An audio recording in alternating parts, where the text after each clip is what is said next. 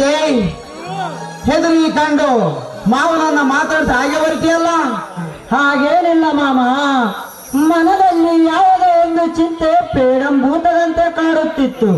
ಆ ಚಿಂತೆಯನ್ನು ಹೇಗೆ ಒಡೆದು ಓಡಿಸಬೇಕಂತ ಯೋಚನೆ ಮಾಡುತ್ತಾ ಹೊರಟಿದ್ದೆ. ಅಷ್ಟರಲ್ಲಿ ನಿಮ್ಮನ್ನ ನೋಡಲೇ ಇಲ್ಲ. ಬಿಡಿ ಜೈ, ಈ ಭೂಮಿ ಮೇಲೆ ಹುಟ್ಟಿದರಲ್ಲ, ಚಿಂತೆ ಯಾರಿಗಿಲ್ಲ, ಪ್ರತಿಯೊಬ್ಬರಿಗೆ ಚಿಂತೆ ಇರಲಿ. ಅದರಲ್ಲಿ 3-4 ತಿಂಗಳು ಕಾಣಲು ಎಲ್ಲಿಗೂ ಇದ್ದಿ ಮಾಮ. ಸಾಕಷ್ಟು ವಿದ್ಯೆಯನ್ನು ಕಲಿತು ನಿರುದ್ಯೋಗಿಯಾಗಿ ತಿರುಗಿ ನೌಕರಿಗಾಗಿ ಮನೆ ಆಸ್ತಿಯನ್ನೇ ಕಳೆದುಕೊಂಡೆ.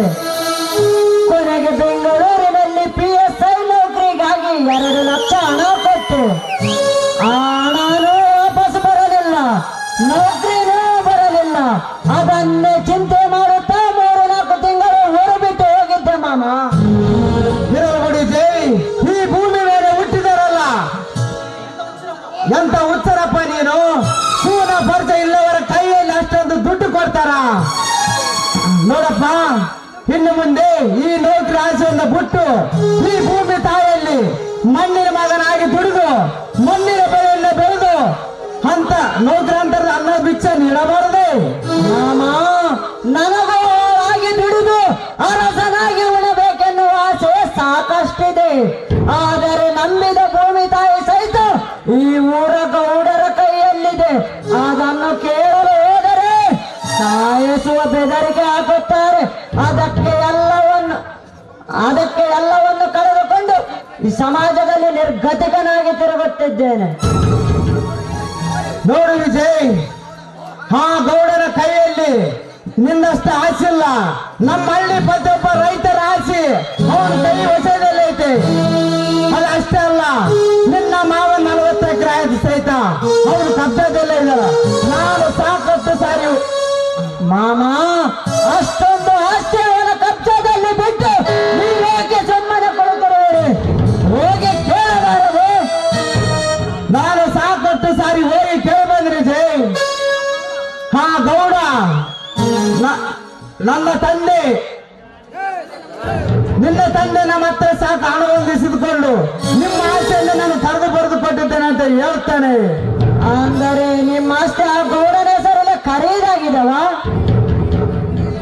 ಇನ್ನ ಹೇಳ್ಬಿಡು ಜೈ, ನನ್ನ ತಂದೆ ಮನ ಸಂಸಾರಕ್ಕಾಗಿ 30,000 ಸಾಲ ತೆಗೆದುಕೊಂಡು ಆ ಗೌಡರಿಗೆ ಬಡ್ಡಿಯಲ್ಲೇ ಊಟ ಮಾಡಕ್ಕೆ ಬಿಟ್ಟಿದ್ದೇನೆ ಅಂತ ನನ್ನ ತಂದೆ. ಏನು 30,000ಕ್ಕೆ 30 ಲಕ್ಷನ? ಹೌದು ಗೌಡ, ಹೌದು ಜೈ. ನನ್ನ ತಂದೆ ಸತ್ತ ನಂತರ 30,000 ಸಾಲ ತೆಗೆದುಹಾಕಿ 30 ಲಕ್ಷ ಮಾಡಿದರೆ ಗೌಡ. ಸಹಿ ಹಾಕಬೇಡ ಮಾಮ. ಈ ಭೂಮಿ ತಾಯಿ ಸಲುವಾಗಿ ಮಹಾಯುದ್ಧದ ನಡೆಯಲಿ. ಆ ಗೌಡರಿಗೆ ಸರಿಯಾಗಿ ಪಾಠ ಕಲಿಸಿ ಮರಳಿ ನಮ್ಮ ಆಸ್ತಿ ಪಡೆಯೋಣ. ಅದಕ್ಕೆ ಒಂದು ಕಾಲ ಬರಬೇಕಿದೆ. ಅಲ್ಲಿವರೆಗೆ ನಾವು ತಾಳಬೇಕು. ಈ ಬಡವನ ಒಡಲಿ ಬೆಂಕಿ ಸಿಡಿದಾಗ ಆ ದುಡ್ಡಿನ ದೇವರ ಸುಟ್ಟು ಬಸವಾಗುತ್ತಾರೆ ಮಾಮ. ಆ ಗೌಡ ಈಗ ಕಾರಣದ ಕೆಬ್ಬಣ ಬಿಟ್ಟಂತೆ. ಆ ಕೆಬ್ಬಣಕ್ಕೆ ಸಾಕಷ್ಟು ಕಾವನ್ನು ಕೊಟ್ಟು ಸಂಬಾರನಂತೆ ತಿದ್ದಬೇಕು ಆ ದುಷ್ಟ ದೇವೇಗೌಡನ ಮನಸ್ಸನ್ನು. ವಿಜಯ್, ಆ ದುಷ್ಟ ಗೌಡನ ಮನಸ್ಸನ್ನು ತಿದ್ದುವಾಗ ಸಿದ್ಧವಾಗಿ ನಿಂತಿದ್ದರು ಸಾಕಷ್ಟು ರೈತರು. ಅದಕ್ಕೆ ನಾವೇನೋ ತರ ಕಳಿಸ್ಕೊಳ್ಳೋದು ಬೇಡ ವಿಜಯ್. ಈ ಆಸೆಯನ್ನು ಬಿಟ್ಟು ಮನುಷ್ಯಕ್ಕೆ ಬರೋಣ. ಮುಂದಿನ ತಿಂಗಳು ನಿನಗೂ ನನ್ನ ತಂಗಿಗೆ ಮಾಡಬೇಕಂತ ನಿರ್ಧಾರ ಮಾಡಿದ್ದೇನೆ. ಅದಕ್ಕೆ ಒಪ್ಪಿಗೆ. ಇಷ್ಟು ಬೇಗ ನನಗೆ ಮದುವೆ ಬೇಡ ಮಾಮ. ನನಗೆ ನೌಕರಿ ಸಿಕ್ಕ ತಕ್ಷಣ ನಾನು ನಿಮ್ಮ ತಂಗಿಯನ್ನು ಮದುವೆಯಾಗುತ್ತೇನೆ. ಹಾಗಲ್ಲ ವಿಜಯ್, ನಿನ್ನ ಚಿಕ್ಕ ಮಾವ ಶಂಕರನು ಹೆಣ್ಣು ಭಿಕ್ಷೆ ಇದೆ. ಅದಕ್ಕೆ ಶಂಕರನಿಂದ ಒಂದಾಂದ್ರೆ ಮದುವೆ ಮಾಡಿ ಮುಗಿಸಬೇಕು ಅನ್ನೋದೇ ನನ್ನ ಆಶೆ. ಆಯ್ತು ಮಾಮ, ನಿಮ್ಮ ಆಶೆಯಂತೆ ಆಗಲಿ. ಆದರೆ ನನಗೆ ಮದುವೆಯಾದ ನಂತರ ನಿಮ್ಮ ತಂಗಿ ನಿಮ್ಮ ಮನೆಯಲ್ಲೇ ಇರಬೇಕು. ವಿಜಯ್, ಯಾರ ಬೇಡ ನಂತರ ಮನೆಗೆ ಬಂದು ನನ್ನ ತಂಗಿನ ಮುದ್ದಿನ ಮಗ ನೋಡುವಂತೆ. ನಡೆಯಲಿ ಮಾಮ, ಹೋಗೋಣ. ಆಯ್ತು.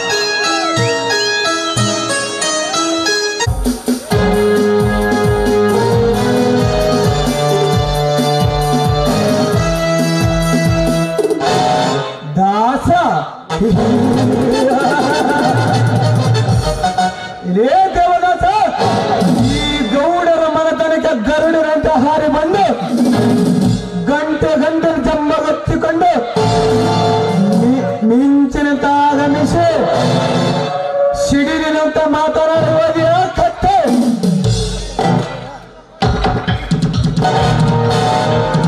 ಮುಯ್ಯಿಗೆ ಮುಯ್ಯಿ ತೀರ್ಥ ಬಂದಿರುವ ನಾನು ನಿನ್ನನಾಗೇ ಬಿಟ್ಟು ಕಳೆದುಕೊಂಡರೆ ಮರೆ ಯಾವನಾದ್ರೂ ಒಂದು ಉಪಾಯ ಹಾಕಿ ಅಪಾಯಕ್ಕೆ ಶಿಕ್ಷೆ ಕತ್ತಿಲಂಗಡೆ ನಿನ್ನ ಕೈಯನ್ನು ಕತ್ತರಿಸಾಕೆ ನನ್ನ ಪಾದಕ್ಕೆ ಬಿದ್ದು ಪ್ರಾಯಶ್ಚಿತ್ತ ಮಾಡದಿದ್ದರೆ ನನ್ನ ಹೆಸರು ದಂಡನಾಯಕ ರಾಜ ದೇವರಾಜನೇ ಅಲ್ಲ.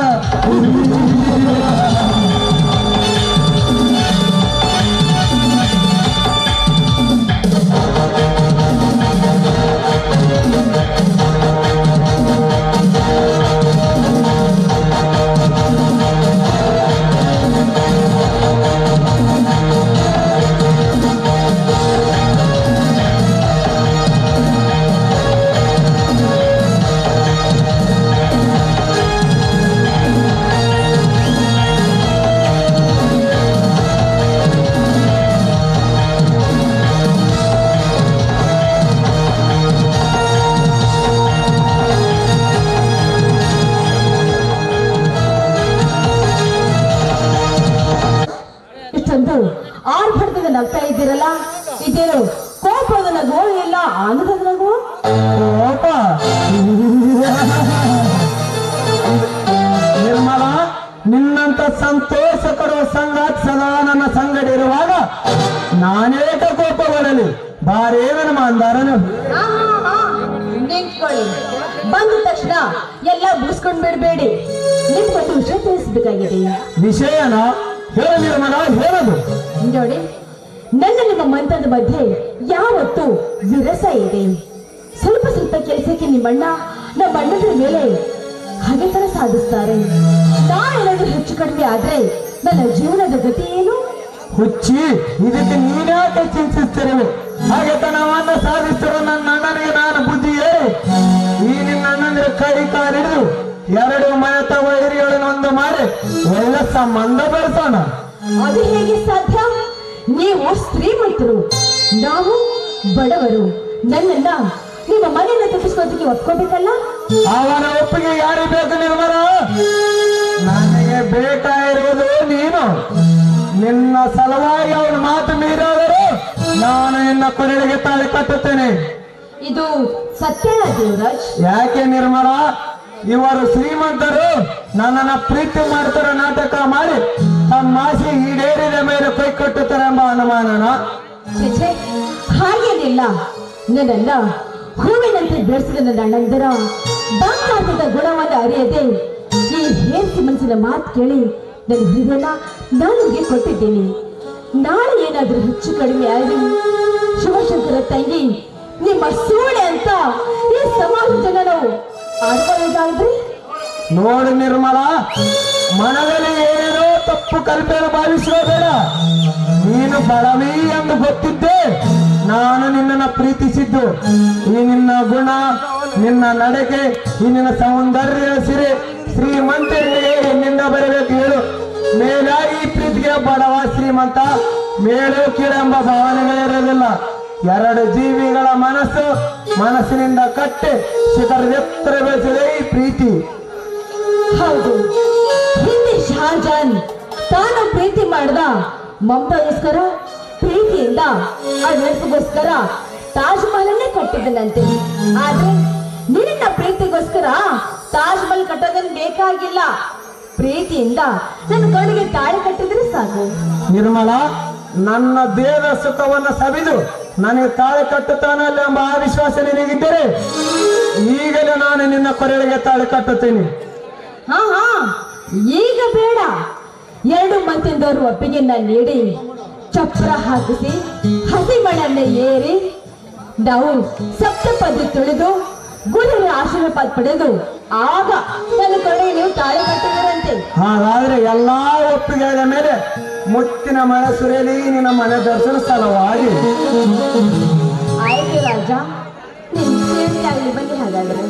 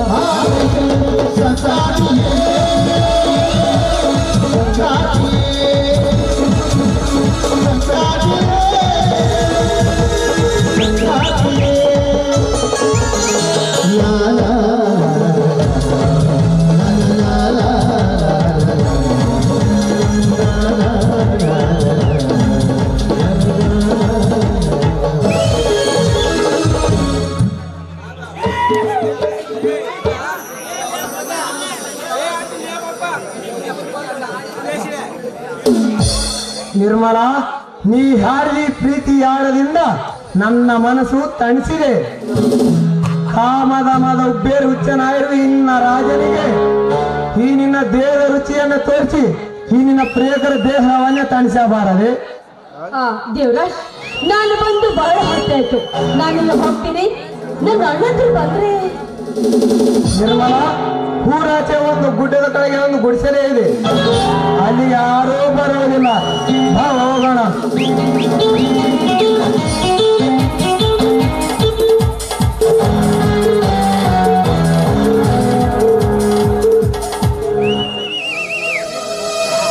ಇವಳು ನಮ್ಮ ನಿರ್ಮಲ ಅಲ್ವಾ?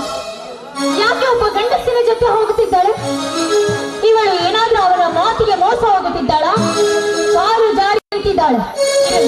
ನಾನು ಇಲ್ಲೇ ಮರೆಯಲ್ಲಿ ನಿಂತು ಅವರ ಬರುವವರೆಗೂ ಇಲ್ಲೇ ಕಾಯುತ್ತೇನೆ.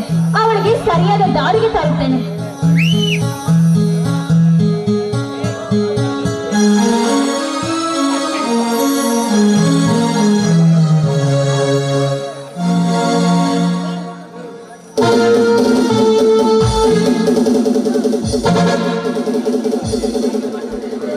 ದೇವರಾಜ್, ನಿಮ್ಮ ಕೈಗೆ ಸಿಕ್ಕರೆ ನನ್ನ ಬೇಗ ಬಿಡೋದೇ ಇಲ್ಲ.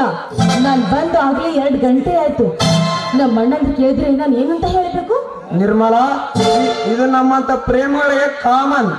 ಅಪರೂಪಕ್ಕೆ ಭೇಟಿಯಾದಾಗ ಸ್ವಲ್ಪ ಟೈಮ್ ಆಗುತ್ತದೆ. ಏನಾದ್ರೂ ಹೇಳಿ ಬಚಾವಾಗು.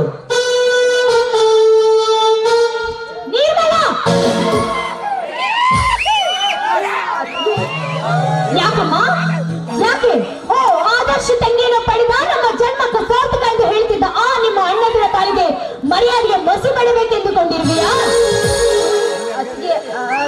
ಮೊಚ್ಚಮ್ಮ ಬಾಯಿನ ಅಲ್ಲ, ನಿಮ್ಮ ಅಣ್ಣಂದಿರು ಇಬ್ಬರು ತನ್ನ ತಂಗಿಯ ಬಾಳು ಬಂಗಾರವಾಗಲಿ ಎಂದು ಆಸೆ ಪಡ್ತಾರೆ. ಅಂತ ಅಣ್ಣಂದಿರ ಆಸೆಯನ್ನು ನಿರಾಸೆಗೊಳಿಸಿದ್ಯಾ? ಇಂಥ ಶ್ರೀಮಂತರ ಮಾತಿಗೆ ಮರಳಾಗಿ ಕಾಲು ಜಾರಿ ಇಟ್ಟಿದ್ಯಾ? ಏ, ಯಾರೇ ನೀನು? ಅವಳಿಗೆ ಬುದ್ಧಿರಕ್ಕೆ ನೀನೆಷ್ಟರವರು? ಸುಮ್ಮನೆ ಬಾಯಿ ಮುಚ್ಕೊಂಡು ಹೊರಟೋಗು. ಏ ಮತಿ ಹೇಳ, ಮುಚ್ಚು ಬಾಯಿನ. ನೀನು ಮಾಡಿರೋ ಈ ವಿಷಯ ಏನಾದ್ರೂ ಅವರ ಅಣ್ಣಂದರಿಗೆ ಗೊತ್ತಾದರೆ ನಿನ್ನ ಕಡಿದು ಹೆಡೆಗೆ ತುಂಬುತ್ತಾರೆ. ಕಡೆದು ಹೆಡೆಗೆ?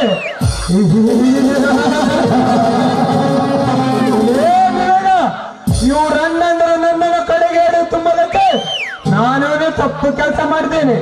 ಇವರನ್ನ ಪ್ರೀತಿಸಿದ್ದೀನಿ, ಮುಂದೆ ಮದುವೆನೂ ಆಗುತ್ತೇನೆ. ನೀನೊಬ್ಬ ಗಂಡಸೇನು? ಪ್ರೀತಿ ಮಾಡಿದರೆ ಮದುವೆ ಆಗೋವರೆಗೂ ಸುಮ್ಮನೆ ಇರಬೇಕಾಗಿದೆ. ಅದನ್ನು ಬಿಟ್ಟು ಯಾರು ಇಲ್ಲದ ಜಾಗದಲ್ಲಿ ಹೋಗಿ ಒಂದು ಹೆಣ್ಣಿನ ಜೊತೆ ಗ್ರಾಮ ಕೀಡೆ ಆಡ್ತಿದೆಯಲ್ಲ, ನೀನ್ಯಾವ ಗಂಡಸು? ಏನಂದರೆ ಸೊಕ್ಕರೆಯಿಂದ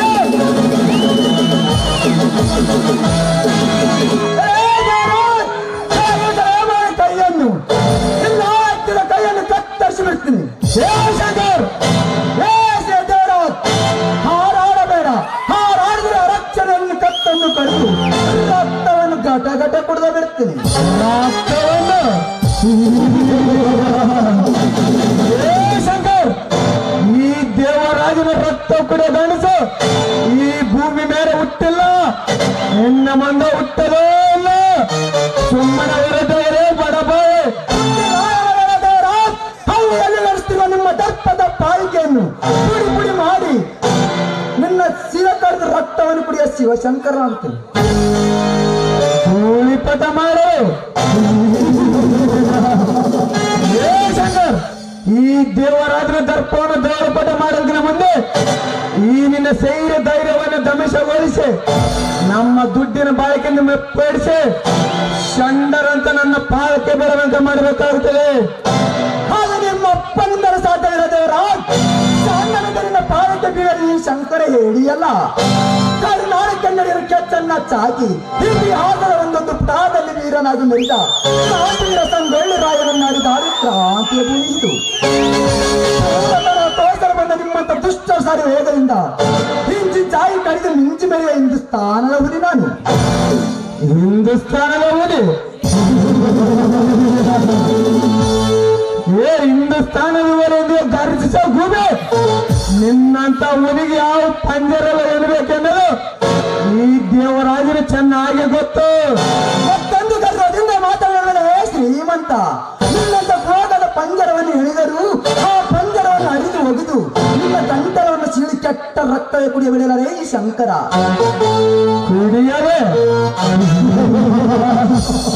ಏ ಶಂಕರ್, ಯಾರು ರಕ್ತವನ್ನು ಯಾರು ಕೊಡ್ತಿರೋ ತಿಳಿದರೆ ಮುಂದಿನ ದಿನ ಮಾನದಲ್ಲಿ ನೀವೇ ಚರಣವನ್ನು ಸಲ ಮಾಡಿ ಹೆಂಗ ಮಾಡಿದರೆ ನನ್ನ ಹೆಸರು ದೇವರಾಜನೇ ಅಲ್ಲ, ಬರ್ತೇ ಮೈಂಡೇ.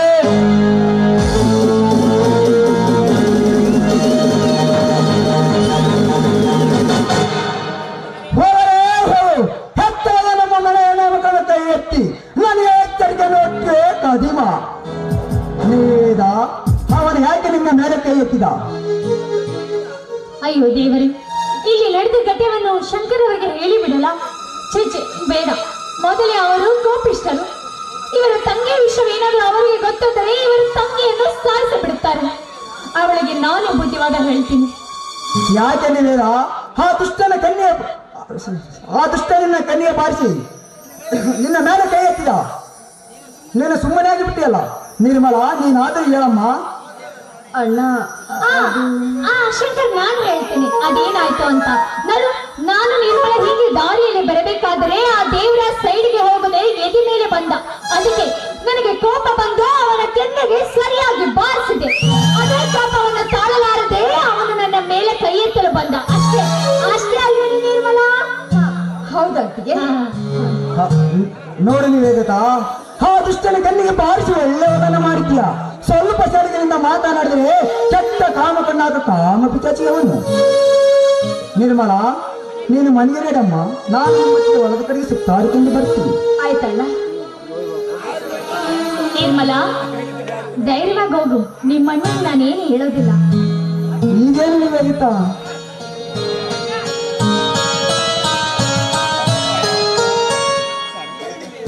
ಈಗೇನು ನಿವೇದ? ನನ್ನ ತಂಗಿ ನನ್ನ ಮುಂದೆ ಏನು ಹೇಳೋದೆಂದರೆ ಹೇಳಿ ಕಳಿಸಿದಂಗಾಯ್ತು. ಅದೇನಿಲ್ಲ ಶಂಕರ್, ಅಂತ ಗುಟ್ಟೇನಿಲ್ಲ. ನೀವು ನಿಮ್ಮ ತಂಗಿಯನ್ನು ಹೊರಗಡೆ ಎಲ್ಲಿ ಸುತ್ತಾಡಬಹುದು ಅಂತ ಹೇಳಿದ್ರಂತೆ.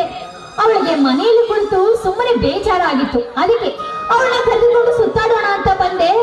ಆ ವಿಷಯನ ಅಣ್ಣನಿಗೆ ಹೇಳ್ಬೇಡ ಅಂತ ಹೇಳಿದ್ದು ಅಷ್ಟೇ. ಈಗೇನು ನಿವೇದಿತಾ?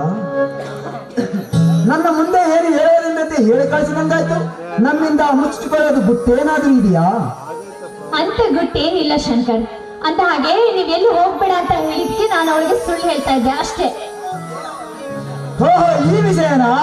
ಹೌದು ನಿವೇದಿತಾ, ಕೆಟ್ಟ ಮಾನವರು ತುಂಬಿದ ಈ ಸಮಾಜದಲ್ಲಿ ಸುಂದರವಾದ ಒಂದು ಹೆಣ್ಣು ಹೊರಟರೆ ಸಾಕು, ನೂರೊಂದು ಕಾಮುಕರು ಹೊರಗಣ್ಣು ಬಿಟ್ಟು ಕಾಮದ ಕಲಿಯಿಂದ ಅಳತ ಮಾಡಿ ಬಿಡುತ್ತಾರೆ ಮಾನವತರ ದೇಹವನ್ನು.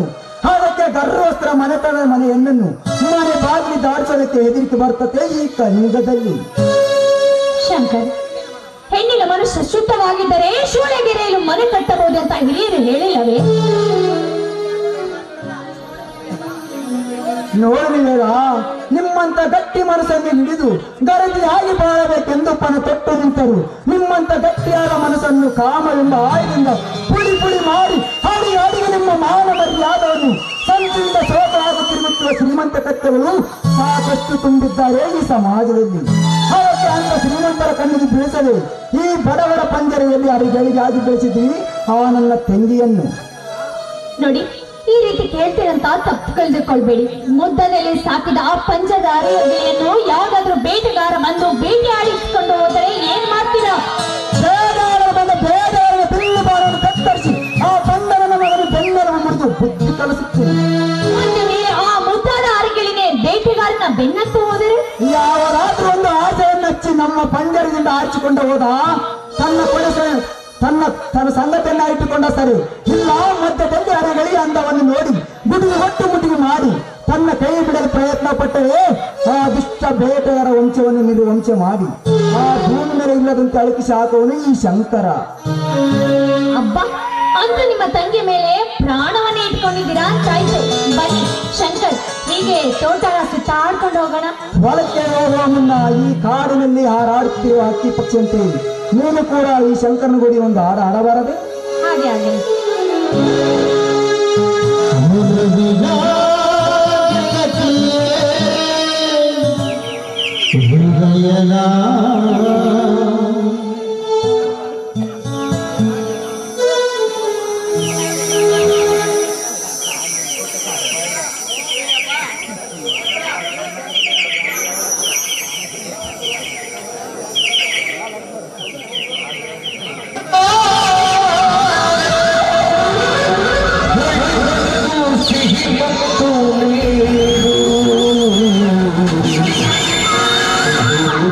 Oh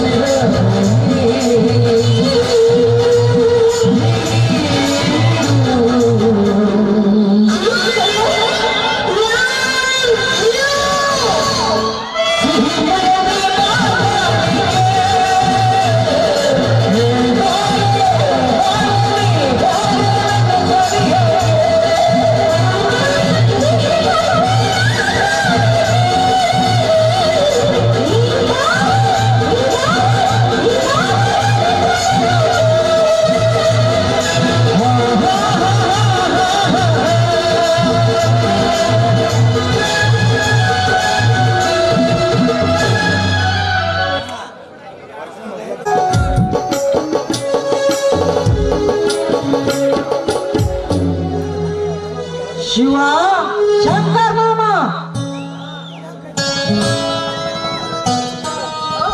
ವಿಜಯ್ ಮಾಮ ಈಗ ಬಂದ್ರೇನು? ಹೌದು ನಿರ್ಮಲಾ, ಇದೀಗ ಬಂದೆ. ಮಾವೇಂದ್ರ ಮನೆಯಲ್ಲಿಲ್ಲವೇ? ಅವರು ಹೊಲಕ್ಕೆ ಹೋಗಿದ್ದಾರೆ. ಬನ್ನಿ ಕೆತ್ತನ್ನು ತಗೊಂಡು ಊಟ ಮಾಡುವಿರಂತೆ. ನಿರ್ಮಲಾ, ಊಟ ಮಾಡುವುದಕ್ಕಿಂತ ಮುಂಚೆ ಈ ಮನೆಯಲ್ಲಿ ಮಾವೇಂದ್ರ ಇಲ್ಲ. ಈ ನಿನ್ನ ಮಾವನ ಮನ ತಣಿಸುವಂತೆ ಒಂದು ಗೀತೆಯನ್ನು ಹಾಡಬಾರದೆ? ಬೇಡ ಮಾಮ, ನಾನು ನಿಮ್ಮ ಕೈ ಹಿಡಿದು ಹಾಡು ಕುಣಿಯುವಾಗ ಅಣ್ಣಂದ್ರು ಬಂದ್ರೆ ಏನಾದ್ರೂ ತಪ್ಪು ತಿಳ್ಕೊಂಡ್ರೆ? ಅವರೇಕೆ ತಪ್ಪು ತಿಳಿದುಕೊಳ್ಳುತ್ತಾರೆ ನಿರ್ಮಲಾ? ಮುಂದಿನ ವಾರದಲ್ಲಿ ನಿನ್ನ ಮದುವೆ ಎಂದಾಗ ಯಾವತ್ತಿದ್ದರೂ ನೀನು ನನ್ನ ಹೆಂಡತಿಯ ಕೈ ಹಿಡಿದು ಸಂತೋಷದಿಂದ ಹಾಡಿ ಕುಣಿದಾಡಿದರೆ ಅವರೇಕೆ ತಪ್ಪು ತಿಳಿದುಕೊಳ್ಳುತ್ತಾರೆ? ಆಡ ನಿರ್ಮಲಾ, ಈ ನಿನ್ನ ಪತಿಯ ಪರಮ ಸಂತೋಷಕ್ಕಾಗಿ ಸತಿಯಾಗಿ ಬರುವ ನೀನು ಸವಿಜೇರಿನಂತ ಹಾಡನ್ನು. ಆಯ್ತು ಮಾಮ, ನೀವು ನನ್ನ ಕೈ ಹಿಡಿಯೋ ಕರುಣಮೆಯ ಮೇಲೆ ನಿಮ್ಮ ಆಸೆನ ನಾನು ಎದುರಿಸ್ತೀನಿ. ಸರಿ, ಹಾಗಾದ್ರೆ ಬನ್ನಿ.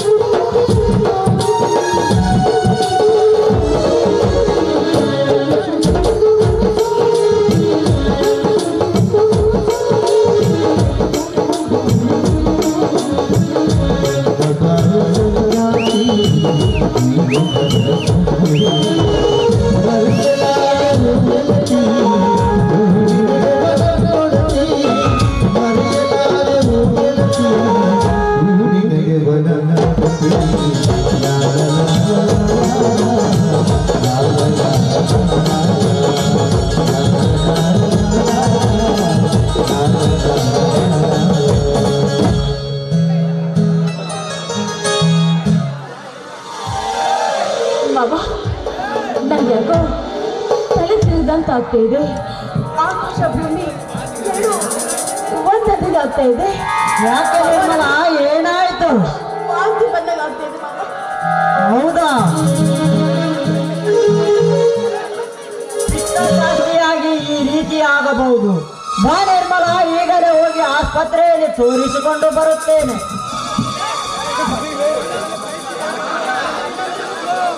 ಅವರಿಗೆಲ್ಲ ಫೋನ್ ಹಚ್ಚಿ ಆಸ್ಪತ್ರೆಗೆ ಬರಲು ಹೇಳುತ್ತೇನೆ. ಬಾ ಹೋಗೋಣ.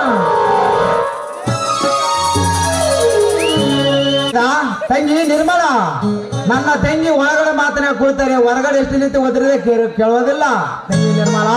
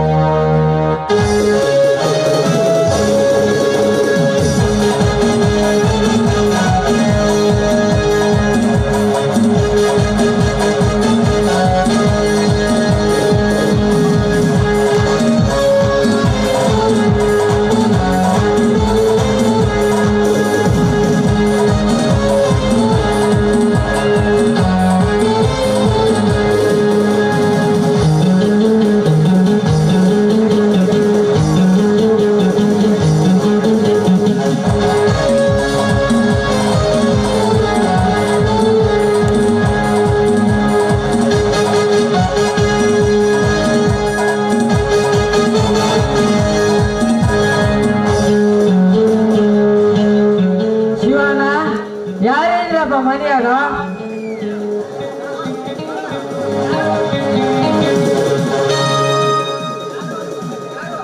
ಯಾರಪ್ಪ? ದೇವೇಗೌಡ್ರ? ನಮಸ್ಕಾರ ಗೌಡ್ರಿ, ನಮಸ್ಕಾರ. ನಿನ್ನ ನಮಸ್ಕಾರಕ ಬೆಂಕಿ ಹೆಚ್ಚು. 5 ಸಾವಿರ ಮನೆ ಸಾಯಿ ಮನೆಯಲ್ಲ ಇಲ್ಲ ಗೌಡ್ರಿ, ನಿಮ್ಮಿಂದ ಪಡೆದುಕೊಂಡು ಸಾಲವನ್ನು ಪಟ್ಟಿ ಸೇವೆ ತೀರಿಸಬೇಕೆಂದು ಸಾಹಸ ಮಾಡಿದ್ದೀನಿ. ಆದ್ರೆ ಏನು ಮಾಡೋದು, ಈ ವರ್ಷ ಮಳೆ ರೈತನಾದ ಅನ್ಯಾಯ ನಿಮಗೆ ಗೊತ್ತಿದ್ದೆ. ಮಳೆ ಆದರೂ ಬೆಳೆ ಇಲ್ಲ, ಬೆಳೆ ಬಂದರೂ ಒಳ್ಳೆ ಬೆಳೆ ಇಲ್ಲ. ಸಾಲಕ್ಕ ಸಿಲುಕಿ ರೈತರ ಉಸಿರೇ ನಿಂತು ಹೋದ್ ಗೌಡ್ರೆ, ನಿಂತು ಹೋದೆ. ಅಂದರೆ ನೀವೇ ಕಾರಣಭೂತರೆಂದು ನಿನ್ನ ಮಾತನಾಡ್ತಾ ಹೇಳಿದಾದ್ರಲ್ಲ, ನಿನ್ನ ಮಾತನಾಡ್ತ ಗೌಡ್ರಿ. ತೋಳ ಹಳ್ಳಕ್ಕೆ ಬಿದ್ದಾಗ ಹಾಗೆಲ್ಲ ಮಾತನಾಡಬಾರ್ರಿ. ನಿಮ್ಮ ಹತ್ತಿರ ಸಾಲ ತಂದು ಗಂಟಾಕಬೇಕೆಂದು ಗಪ್ ಚುಪ್ಪಾಗಿ ಕುಳಿತನಲ್ಲ ನಾನು. ಈ ವರ್ಷ ರೈತರಿಗೆ ಏಟಿನ ಮೇಲೆಂದು ಏಟು, ಪಟ್ಟಿನ ಮೇಲೆಂದು ಪಟ್ಟಿ ಬಿದ್ದಿತ್ತು. ಎಷ್ಟೋ ರೈತರು ಸಾಲಕ್ಕೆ ಎದುರಿ ಸಾವಿಗೆ ಶರಣಾದರು. ಕೆಲವೊಂದಿಷ್ಟು ರೈತರು ಮಾಡಿದ ಸಾಲ ತೀರಿಸಲಾರ್ಕ ಹಿಂದೆ ಗೆಲ್ಲ ಆಸೆಯೆಲ್ಲ ಮಾರಿ ನಿಮ್ಮಂತ ಶ್ರೀಮಂತರ ಸಾಲವನ್ನು ತೀರಿಸಿ ತಾವು ಬೀದಿ ಬಿದ್ದರು. ರೈತರಂತರೂ ನಿಂತಿದೆ ಎಂದು ನನ್ನ ಹತ್ರ ಸಾಲ ಒಯ್ದು ತಿಂದು ಮರೆ ಕೊಡವೆ ಅಂದರೆ ಗಪ್ ಚುಪ್ಪಾಗಿ ಕುಂತಾರೆ.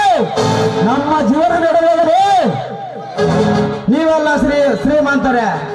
ರೈತರ ಮಾಡಿದ ಸಾಲ, ಸಾಲಕ್ಕೆ ಹೆದರಿಕಿಲ್ಲದೆ ರೈತ ಎಲ್ಲವನ್ನು ಕಳೆದುಕೊಂಡು ಬೀದಿಗೆ ಬಿದ್ರು.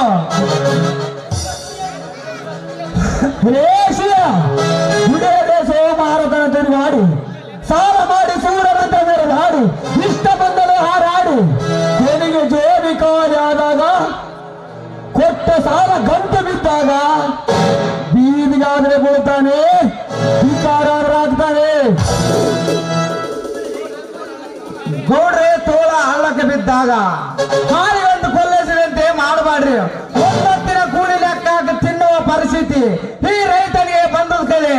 ಅದಕ್ಕೆ 2 ತಿಂಗಳು ಸಮಯ ಕೊಡು, ಎಲ್ಲಾದ್ರೂ ಪ್ರಯತ್ನ ಮಾಡಿ ನಿಮ್ಮ ಹಣ ವಾಪಸ್ ಮಾಡ್ತಾರೆ ಅಂದ್ರೆ ಶಿವ, ಇದೇ ಮಾತು ಹೇಳಕ್ ಬರೋಬ್ಬರಿ 8 ತಿಂಗಳಾಯ್ತು. ನೀನೇನು ಕೊಟ್ಟಂಗಾಗಲಿಲ್ಲ, ನಾವೇನ್ ತಗೊಂಡಂಗಾಗಲಿಲ್ಲ. ಇವತ್ತು ನಮ್ ಸಾಲ ಕೊಟ್ಟು ಬಿಡು. ಒಂದೆರಡು ತಿಂಗಳ ಅವಧಿ ಕೊಡಕ್ಕೆ ಈ ಗೌಡ ಗಿಡದಲ್ಲಿ ಹಣ ಬರಲಿಲ್ಲ. ಇವತ್ತು ನಿನ್ನ ಮನನ ಸಾಮಾನೆಲ್ಲ ಹೊರಗೆ ಹಾಕಿ ನಿನ್ನ ಮನನ ಹರಾಜು ಹತ್ರ ನೋಡು ಮುರುಗೇಶ, ನೀನು ತಿಳಿದೋನಿದ್ದೀಯ. ನಮ್ಮ ಪರಿಸ್ಥಿತಿ ಹೇಗನ್ನೋದು ನೀನು ಗೊತ್ತಿದ್ದ ಮಾತೆ. ಈ ರೈತನ ಒಡಲು ಸೀಳಾದ್ರೆ ಒಂದು ಕಾಸು ಸಹಿತ ನಾನು ಹತ್ತಿನಾರು ಸಿಗಲಾರ್ದು. ಅದಕ್ಕೆ ಇನ್ನೆರಡು ತಿಂಗಳು ಸಮಯ ಕೊಡು, ಎಲ್ಲಾದ್ರೂ ಪ್ರಯತ್ನ ಮಾಡಿ ನಿಮ್ಮ ನಾವು ವಾಪಸ್ ಮಾಡ್ತೀವಿ.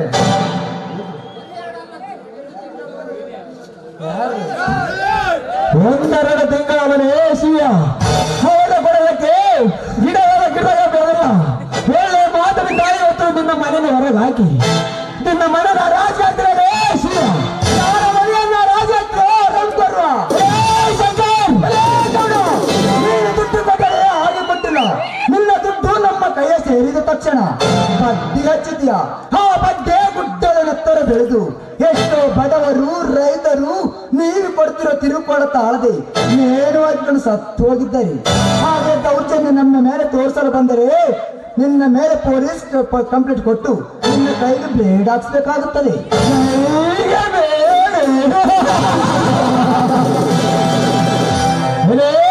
ಶಂಕರ 1,000 9,000 ತಿರುಗುವ ಈ ಗೋಡನ ಪಾದದ ಕೆಳಗೆ ನನ್ನ ಹತ್ರ ದುಡ್ಡಿನ ಕೈಗಳು ದಾನ ಮಾಡಿದ್ದೀರಾ?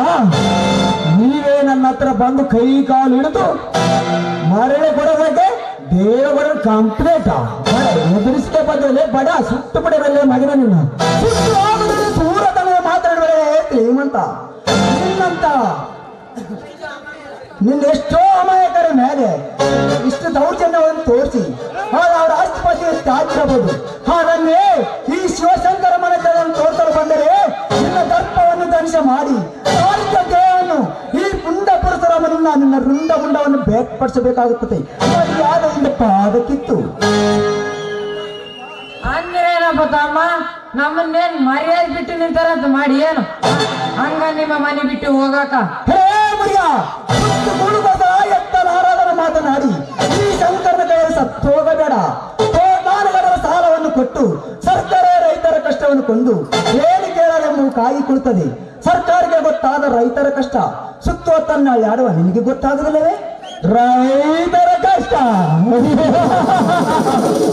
ಹೇ ಶಂಕರ್, ರೈತರ ಕಷ್ಟವನ್ನು ಕೊಂಡು ಸರ್ಕಾರ ಮೂಕವಾಗಿ ಕುಂತಿರಬಹುದು. ಇಲ್ಲಂದರೆ ರೈತರ ದರನ್ನು ಅಂದುಕೊಂಡು ನಮ್ಮ ಸರ್ಕಾರ ಬರುತ್ತದೆಂದು ಕೊಟ್ಟ ಸಾಲಗಳು ಮನ್ನಾ ಮಾಡಬಹುದು. ಯಾಕಂದರೆ ಆ ಸರ್ಕಾರಕ್ಕೆ ರೈತರ ಅಂಜಿಕೆ ಇದೆ. ಬಟ್ ನಾನು ಯಾರು ಅಂಜಿಕಿಲ್ಲ. ದುಡ್ಡು ಕೊಡಬೇಕಾಗುತ್ತೆ, ಮನೆನ ಬಿಟ್ಟು ಹೋಗ್ಬೇಕಾದ್ರೆ ಬೇಡಗೌಡ್ರಿ ಆ ನಿರ್ಧಾರಕ್ಕೆ ಕೈ ಹಾಕಬೇಡ್ರಿ. ನಮ್ಮ ಆರ್ಥಿಕ ಪರಿಸ್ಥಿತಿ ಅರ್ಥ ಮಾಡಿಕೊಂಡು ಈ ಬಡವನನ್ನ ಬೀದಿಗೆ ತಳ್ಳದೆ ಅದಕ್ಕೆ ಸ್ವಲ್ಪ ಕಾಲಾವಕಾಶ ಕೊಡು. ನಿಮ್ಮ ಸಾಲ ಮುಟ್ಟಿಸಿ ಋಣ ಮುಕ್ತನಾಗುತ್ತೇನೆ. ರೇ ಶ್ರೀಯ ನೀನು ಆಳಾಗ ಮಾತನ್ನ ಕೇಳಿರಿ ವಾರಲ್ಲ ತಿಂಗಳ ಕೊಡಬಹುದು. ಆದರೆ ನಿನ್ನ ತಮ್ಮನ ನೋಡಿದರೆ ನಿಂತ ಜಾಗದ ಉಸುಲ ಮಾಡಬೇಕಾಗುತ್ತದೆ. ಗೌಡ್ರೆ, ನನ್ನ ತಮ್ಮನ ಬಗ್ಗೆ ನೀವೇನೇ ತಲೆ ಕಳಿಸ್ಬೋದು. ನನ್ನ ತಮ್ಮನಿಗೆ ಎಲ್ಲ ನಾನು ತಿಳಿಸಿ ಹೇಳ್ತೀನಿ. ನೋಡಿ ಶಿವ, ನಿನಗೆ ಸಾಲ ಕಟ್ಟಿಗೆ ಸಮಯ ಕೊಡ್ತಾರ, ಇಲ್ಲ ಅಂತ ಸಂಕಟ ಪಡಕ್ ಹೋಗ್ಬೇಡ. ವಾರ ಅಲ್ಲ 2 ವಾರ ಟೈಮ್ ತಗೋ. ಆದ್ರೆ ನಿಮ್ಮ ತಮ್ಗ ನಮ್ ಗೌಡ್ರ ಬಗ್ಗೆ ಸ್ವಲ್ಪ ತಿಳಿಸಂತ ಹೇಳು. ನಮ್ ಗೌಡ್ರ ಹೆಂಗೆ ಇದ್ರ ಅಂಬೋದು ಗೊತ್ತೈತಲ್ಲ ನಿಮ್ಗ? ಆಯ್ತು ಮುರುಗೇಶ, ನಿಮ್ಮ ಬಗ್ಗೆ ನನ್ನ ತಮ್ಮನಿಗೆ ಎಲ್ಲ ತಿಳಿಸಿ ಹೇಳ್ತೀನಿ. ನೋಡಿಸಿಯ ನೀರು ಹೇಳಿದಂತೆ ಓದ್ಕಂತ ಕೇಳಿಕೊಂಡು ಹೋಗೋದಕ್ಕೆ ನೀವು ನಾನು ನಿನ್ನ ತಮ್ಮನನ್ನು ಎದೆಯ ರಕ್ತವನ್ನು ಕುಡಿದು ಬೆಲೆಯನ್ನು ಬಿಗಿದು ಮೇಡಸ್ಟ್ ನಿಮ್ಮಂತ ರಕ್ತವನ್ನು ಕುಡಿದು ಮೇಲೆ ಈ ಗೌಡ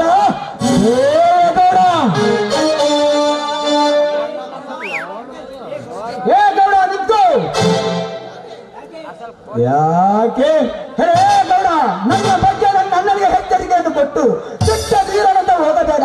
ಹಳ್ಳಿಯಲ್ಲಿ ನಡೆಸಿದ ನಿಮ್ಮ ದರ್ಪದ ಪಾಲಿಕೆಯನ್ನು ಪುಡಿ ಪುಡಿ ಮಾಡಿ ರೈತರಿಗೆ ಮೋಸ ಮಾಡಿ ಮುಕ್ತರ ಆಸ್ತಿಯನ್ನು ಎತ್ತಾಕಿದ ನಿಮ್ಮ ಮೋಸ ವಂಚನೆಗಳನ್ನು ಬಯಲಿಗೆ ಹಾಕಿ ಹೀನವಾದ ದುರ್ನಡೀತ ಆಚಾರವನ್ನು ನಿಮ್ಮಿಂದ ವಿಲಿ ಒದ್ದಾಡ್ತಿರುವ ಪ್ರತಿಯೊಬ್ಬರನ್ನು ರುಚಿಗೆಬ್ಬಿಸಿ ಹುಚ್ಚು ನಾಯಂತೆ ನಿಮ್ಮ ಕೊರಳಿಗೆ ಚಪ್ಪಲ ಹಾರವನ್ನು ಹಾಕಿ ಬೀದಿಯಲ್ಲಿ ಮೆರವಣಿಗೆ ಮಾಡುವಂತ ಮಾಡಲಿಲ್ಲ. ನನ್ನ ಹೆಸರು ಸಿಡಿದಿದ್ದ ಶಂಕರನೇ ಅಲ್ಲ. ಸುಟ್ಟು ಮುಡಿಯೋದ ಮೊದಲನ್ನ ಶಂಕರ್ ಗೌಡ್ರೆ ಬ್ಯಾಡ ಗೌಡ್ರಿ, ಇದೇನು ಎಡವಟ್ ಆಗಂಗ್ ಕಾಣ್ತೈತಿ, ಬಾರಿ ಹೋಗೋಣ. ಶಿವ್ಯ ತಿಳಿಸೋ ನಿನ್ನ ತಮ್ಮನಿಗೆ ಹೋದ ಕರೋದಕ್ಕೆ ನೀನು ಇರೋದಿಲ್ಲ, ತಮ್ಮ ಕರೋದಕ್ಕೆ ತಮ್ಮನಿರೋದಿಲ್ಲ. ಮೈಂಡೇಟ್ ಭಾರತನೇ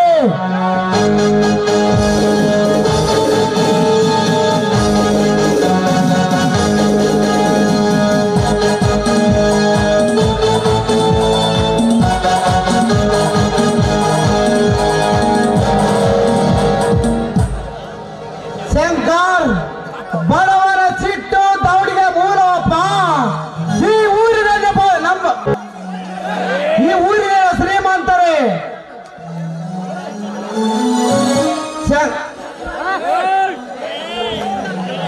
ಶಂಕರ್ ಬಡವರ ಸಿಟ್ಟು ದೌಡಿಗೆ ಮೂಲವಪ್ಪ. ಈ ಊರಿನಲ್ಲಿ ನಮ್ಮ ಬದುಕೋದು ಆಗಲಾರದು. ಯಾಕಂದ್ರೆ ಯಾವುದಾದ್ರು ಒಂದು ಮೋಸದ ಸ್ವಂತ ನಡೆಸಿ ನಮ್ಮ ಕೊಂಚನ ಮುಗಿಸಿಬಿಡ್ತಾರಪ್ಪ ರಾಕ್ಷಸರು. ಅಂದರೆ ಆ ರಾಕ್ಷಸ ಮಾಡಿದನ್ನು ಸಹಿಸಿಕೊಂಡು ಸುಮ್ಮನಿರಬೇಕಾ? ಆ ನಿನ್ನ ತಮ್ಮ ಶಂಕರನು ಶಕ್ತಿ ಸಾಮರ್ಥ್ಯ ಉಳ್ಳವನ. ಈ ಗೌಡನ ಕರ್ವ ಕಡಿಮೆ ಆಗಬೇಕೆಂದು ಅದು ನಿನ್ನ ತಮ್ಮನಿಂದ ಮಾತ್ರ ಸಾಧ್ಯ.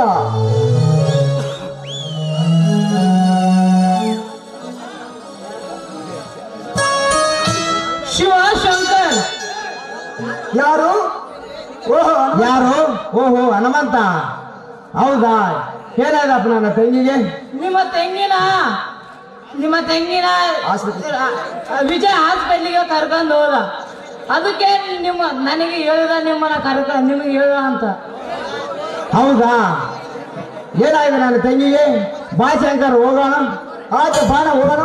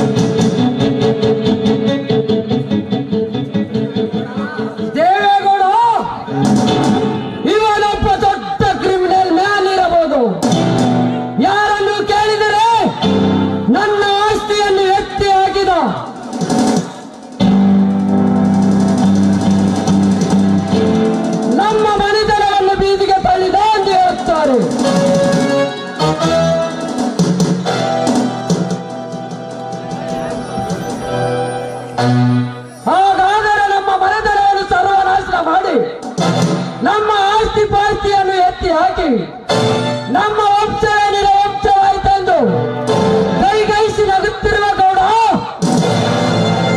ಇವನೇ ಇರಬಹುದು.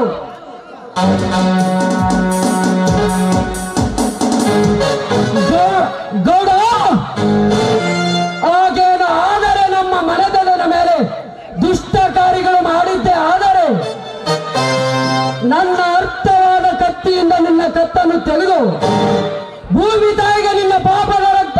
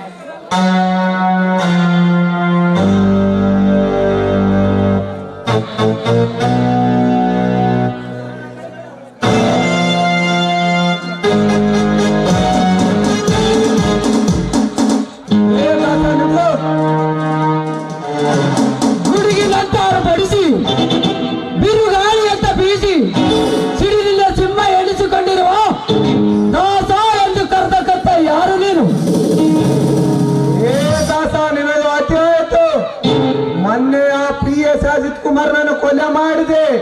ಅದು ಅಲ್ಲದೆ ನನ್ನ ಅಕ್ಕ ಮಗನಿಗಾದ ನೌಕರಿಯನ್ನು ಆ ಬಡ ಬಿಕಾರಿ ವಿಜಯನಿಗೆ ಮಾಡಿಸಿದಲ್ಲದೆ ನನ್ನ ಮನೆಗೆ ಬಂದು ನನ್ನ ಅಣ್ಣನಿಗೆ ಬಾಯಿ ಬಂದ ಅಂತ ಮಾತನಾಡೋದ್ಯ ಎಲ್ಲಾ ಶೇಡ್ಗಳು ತೀರ್ಚಿಕೊಳ್ಳಬೇಕೆಂದು ಇಂದು ಈ ದೇವರಾಜನ ಸಿದ್ಧನಾಗಿ ಬಂದಿದ್ದಾರೆ.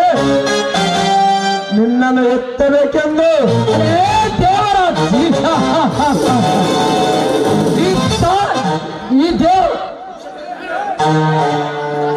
ದಾಸನನ್ನು ಎತ್ತಬೇಕಾದರೆ ಪ್ರತಿ ಜನ್ಮವನ್ನು ಪಡೆದುಕೊಂಡು ಬರಬೇಕು ಈ ಭೂಮಿಯ ಮೇಲೆ. ಭೂಮಿಯ ಮೇಲೆ ದಾಸ, ಈ ದೇವರಾಜನ ಈಗಾಗಲೇ 10 ಜನ್ಮವನ್ನು ಪಡೆದುಕೊಂಡು ನಿಮ್ಮಂತ ವೈರ್ಗಳ ರಕ್ತವನ್ನು ಕುಡಿದು ಗೌಡಿಕೆ ವಂಶದಲ್ಲಿ ಹುಟ್ಟಿದ ಗಂಡಗರೇ ಗರ್ಜನದವರು ಕಣ ನಾನು. ಗರ್ಜನದವರಿಯ ಗೌಡಿಕೆಯ ವಂಶದಲ್ಲಿ ಹುಟ್ಟಿರುವ ಗಾಂಡುರನ ಮಗನೇ, ನಿನಗೆ ಇದುವರೆಗೆ ಎದುರು ನೀಡುತ್ತಿರುವ ಜನ ನೋಡಿದ್ಯಾ? ಬಟ್ ನಿನಗೆ ಎದುರಾಗಿ ಶೆಟ್ಟಿಗೆ ಶೆಟ್ಟು ಬಾರಿಸುವ ಈ ದಾಸನನ್ನು ನೋಡಿಲ್ಲ.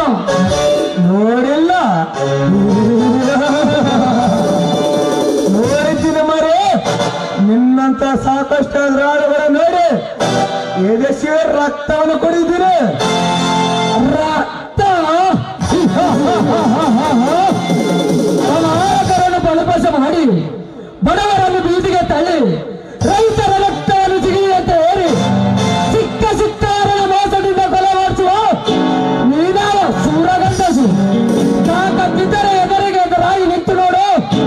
ಒಂದೇ ವರ್ತ ಕೈ ನಿನ್ನ ದೇಹ ಧೂಳಿಪಟವಾಗಿರಬೇಕು ಈ ದಾಸನ ಕೈಯಲ್ಲಿ. ಧೂಳಿಪಟ ದಾಸ, ಈ ದೇವರಾಜನ ದೇಹವನ್ನು ಧೂಳಿಪಟ ಮಾಡಲು ನಾನೇನು ರಣೇಡಿಯಲ್ಲ. ಶಕ್ತಿ ಒಕ್ಕ ಖಜಾನವನ ರಕ್ತದ ಕಣದಲ್ಲಿ ತುಂಬಿಕೊಂಡು ದಂಡ ಧೈರ್ಯದಿಂದ ಹೋರಾಟ ಕೇಳಿದ್ರೆ ಧೈರ್ಯಗೆಟ್ಟು ದಿಕ್ಕೆಟ್ಟವರಬೇಕು ನಿನ್ನಂತ ಎದುರಾಳಿಗಳು.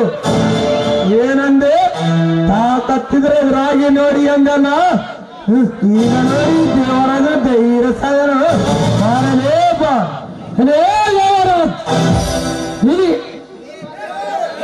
ದೇವರನ್ನು ಕರೆದರೆ ತಡ ಮಾಡಿ ಬರಬಹುದು. ಬರೋ ಮಳೆಯ ಬರದೇ ಇರಬಹುದು, ಬೀಸೋ ಗಾಳಿ ಬೀಸದೇ ಇರಬಹುದು. ಆದರೆ ಈ ದಾಸರಿಗೆ ಎದುರಾಗ ವ್ಯಕ್ತಿ ಈ ಪ್ರಪಂಚದಲ್ಲಿ ಇರಬಾರದು. ಇದೇ ನನ್ನ ಲಾಂಗಿನಿಂದ ನಿನ್ನಂಗಾಂಗಗಳನ್ನು ಕತ್ತರಿಸಿ ಹಾಕಿ ಪಾಪದಿಂದ ತುಂಬಿರುವ ನಿನ್ನ ದೇಹವನ್ನು ಪೀಸ್ ಪೀಸ್ ಮಾಡಿ 10 ಕಾಕಿಗಳಿಗೆ ಹಾಕುತ್ತಿಲ್ಲದೆ ಮಗನೇ ದೇವರಾಜ್.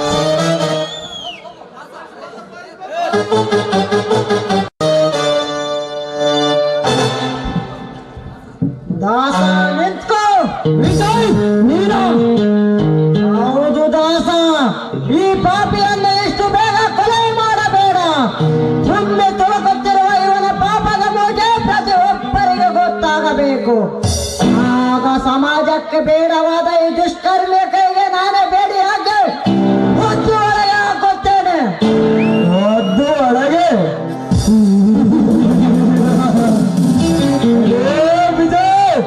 ಹಾಕುವ ದೇವತಕ್ಕೆ ಮಗರಿ ಪೊಲೀಸ್ ಬಟ್ಟೆ ನಿನಗಿಷ್ಟೊಂದು ಧೈರ್ಯ ಕೊಟ್ಟಿದೆ ನನ್ನ ಮಗರೇ. ನನ್ನನ್ನು ಒದ್ದು ಒಳ ಹಾಕಿರ ಮುಂದೆ ಸತ್ತಿಲ್ಲದೆ ನಿನ್ನನ್ನು ಗುದ್ದಿಸಿ ಸಾಯಿಸಿ ಮರಳಿ ಬಾರ ಜಾಗಕ್ಕೆ ಕಳಿಸದಿದ್ದರೆ ನನ್ನ ಹೆಸರು ಧರಣಿಯಲ್ಲಿ ದೇವ ಎನಿಸಿಕೊಂಡಿರುವ ಧೈರ್ಯವಂತ ದೇವರಾಜನೇ ಅಲ್ಲ. ಮಾತ್ರ ಮೈಂಡ್ ನಿಂತುಕೊಳ್ಳಲೇ ರಣಗಾಡಿ. ದಾಸ ನಿಂತ್ಕೋ. ಯಾಕೆ ವಿಜಯ್ ಮೈ ಮೇಲೆ ಕಾಕಿದೆ ಆ ಕುಲಘಾತ ಮಾಡುವ ಕಾರ್ಯ ಗೊತ್ತಿದೆ. ನೀನಿರುವಾಗ ಆ ಪಂಡಯನ ಮಗನನ್ನು ಯಾತಕ್ಕೆ ಬದುಕಿಸಿದೆ? ನೋಡು ದಾಸ, ಒಂದು ಕ್ಷಣಾರ್ಥದಲ್ಲಿ ನೀನು ಅವನನ್ನು ಕೊಲ್ಲುತ್ತೇ ಎನ್ನುವುದು ನನಗೆ ಚೆನ್ನಾಗಿ ಗೊತ್ತು. ಆದರೆ ಆ ದೇವರ ಸತ್ತರೆ ಎಷ್ಟೋ ಮಂದಿ ರೈತರ ಆಸ್ತಿ ಪತ್ರಗಳು ಅವರ ಕೈಯಲ್ಲಿ. ಆ ಎಲ್ಲ ಪತ್ರಗಳನ್ನು ಮರಳಿ ಕೊಡಿಸಿ ಆ ನಂತರ ಎತ್ತೋಣ ಕೊಪ್ಪಿನ ಕೋಣವನ್ನು.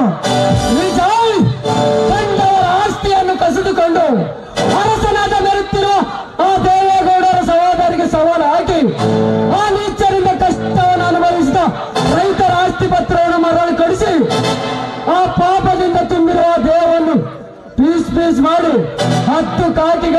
ಇರ್ತಾನೋ ಈ ದೇವದಾಸ ನಾಡೇದಾಸ್ ಒತ್ತು ನೋಡಿ ಮತ್ತೆ ಗಮ್ಮತ್ತಿನಿಂದ ಕತ್ತಲ ಕೋಣೆಗೆ ನುಗ್ಗಿ ಸುತ್ತುಗಟ್ಟಿ ಮೈ ಚರ್ಮ ಸುಳಿಯುತ್ತೇನೆ. ಇದೇ ಈ ಪೊಲೀಸ್ ಬೆಲ್ಟಿನಿಂದ ಆ ನರ ರಾಕ್ಷಸರನ್ನು. ಆಯ್ತು ಬಾ ವಿಜಯ್, ಹೋಗೋಣ. ಸರಿ.